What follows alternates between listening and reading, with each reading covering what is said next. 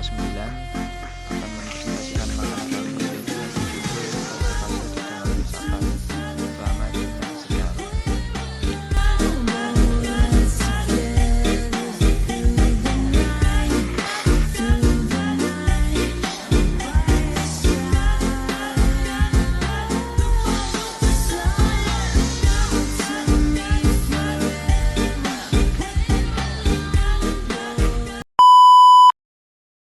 Assalamualaikum warahmatullahi wabarakatuh. Di sini saya akan presentasi makalah filsafat tentang filsafat pendidikan dalam Islam. Filsafat pendidikan dalam Islam pada hakikatnya adalah konsep berpikir tentang kependidikan yang bersumber atau berlandaskan ajaran-ajaran agama Islam.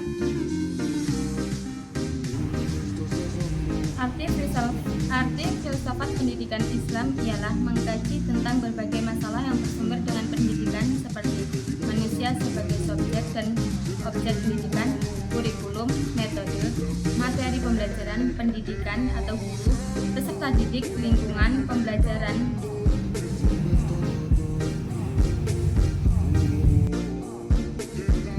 Filsafat pendidikan Islam adalah filsafat pendidikan yang prinsip-prinsip dan dasarnya yang digunakan untuk merumuskan berbagai konsep dan teori pendidikan Islam. Filsafat pendidikan Islam berbeda dengan filsafat pendidikan pada umumnya yang tidak memasuki prinsip ajaran tauhid, akhlak mulia, fitrah manusia sebagai makhluk yang bukan hanya berdiri sendiri dari jasmani dan akal, melainkan juga spiritual. Pandangan tentang Islam tentang Islam sebagai tanda atau ayat yang juga berjiwa dan bertasbih kepadanya. Ruang lingkup filsafat pendidikan adalah sebuah masalah tujuan pendidikan, kurikulum pendidikan, metode, materi, evaluasi, dan lingkungan pendidikan.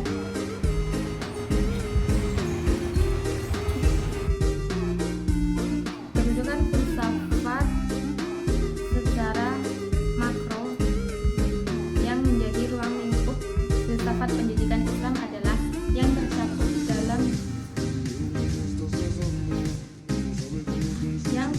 dalam objek material filsafat, yaitu mencari keterangan secara radikal mengenai Tuhan dan manusia dan alam yang tidak bisa dijangkau oleh pengetahuan manusia biasa.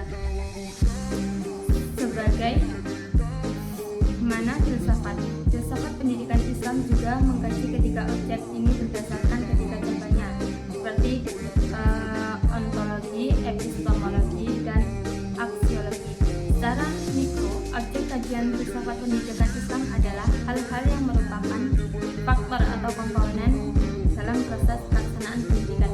Faktor atau komponen pendidikan ini ada 5, yaitu tujuan pendidikan, pendidik, peserta didik, alat pendidik atau kurikulum, metode, dan evaluasi pendidik, dan lingkungan pendidik.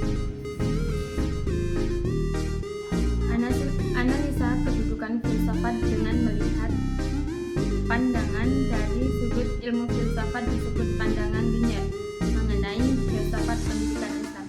Maksudnya ialah berusaha mengapresiasikan pemikiran filsafat untuk membahas masalah pendidikan Islam. Jadi kegunaan filsafat pendidikan. Filsafat pendidikan Islam merupakan pemikiran yang mendasar dan melandasi dengan mengarahkan proses pelaksanaan pendidikan Islam. Oleh karena itu, filsafat pendidikan Islam seharusnya memberikan gambaran tentang sampai mana proses tersebut dapat direncanakan dan dalam ruang lingkup serta dimensi bagaimana proses tersebut dilaksanakan. Filsafat pendidikan Islam itu memiliki tugas sebagai berikut, yaitu 1. Memberikan landasan dan sekaligus mengarahkan kepada proses pelaksanaan pendidikan yang berdasarkan Islam. 2. Melakukan kritik dan koreksi terhadap proses pelaksanaan pendidikan tersebut.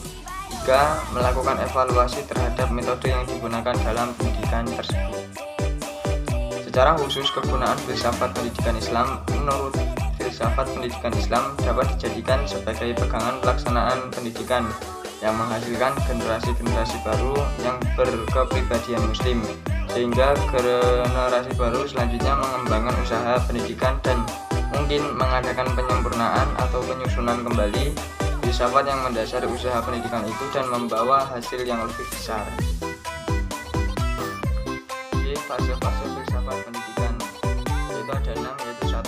Fase sebelum Masehi sampai abad keempat anak usia dini disebut infant physical. Pada rentang sejarah ini belum ada bukti historis yang menunjukkan adanya konsep tentang pendidikan anak prasekolah atau pendidikan anak usia dini. Pada periode ini juga belum ada konsep mempertanggungjawabkan orang tua terhadap anak. Oleh karena itu, sepanjang sejarah ini orang tua tidak melaksanakan nilai-nilai kehidupan kepada anak-anak pada usia dini. 2. Fase abad keempat sampai abad ke-13 anak usia dini disebut abandonisme. Pada masa ini orang tua sudah mulai menunjukkan perhatian yang agak serius kepada anak-anak mereka. Bahkan para orang tua memiliki kesadaran terhadap adanya hak-hak anak untuk hidup. Walaupun demikian, cara pengasuhan dan pemeliharaan yang layak belum dilakukan secara meluas dan memadai. Pada masa ini, para orang tua sudah mulai memperhatikan hak-hak anak untuk hidup, tapi kurang memperhatikan tumbuh kembang dan berlangsungnya hidup anak. Jika fase abad ke-14 sampai abad ke-17 anak usia dini disebut ambivalen. Masa ini disebut juga masa Renaissance. Dikatakan demikian karena muncul beragam ide-ide sesegera dan revolusioner terhadap konsep pendidikan anak. Abad ini mengasumsikan orang tua mempunyai hubungan terdekat dengan anak-anak mereka. Hal ini didirikan oleh beberapa kenyataan, yakni kebanyakan orang tua mulai mengekspresikan kasihnya kepada anak, menghargai anaknya yang senang dan gembira. 4. Fase abad ke-18 anak usia dini disebut instruksif. Pada abad 18 ini terjadi perubahan paradigma berpikir terhadap anak, yakni masa anak usia dini sangat penting sebagai masa persiapan untuk kehidupan di masa depan. Akan tetapi pada abad ini dogma gereja tentang dosa warisan sangat berkembang, termasuk pemahaman tentang anak yang lahir telah membawa dosa dari orang tuanya. Konsep tentang anak seperti ini terdapat anggapan dan yang berlawanan dari